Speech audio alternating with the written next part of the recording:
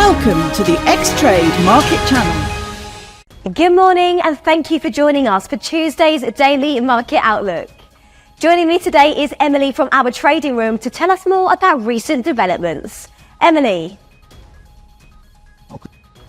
The yen rose across the board after Japan's ruling coalition lost its majority in the upper house, suggesting the result was mostly priced in, while investors braced for market disquiet ahead of a deadline on US tariff negotiations. Figma is targeting a fully diluted valuation of up to $16.4 billion in its initial public offering, as the cloud-based design software firm prepares for a debut on the NYSE that could inject fresh momentum into a resurgent market for tech listings. The S&P 500 and the Nasdaq hit record highs on Monday, lifted by Alphabet and other megacaps ahead of several earnings reports this week, while investors bet on potential trade deals to blunt economic damage from the Trump administration's global tariffs.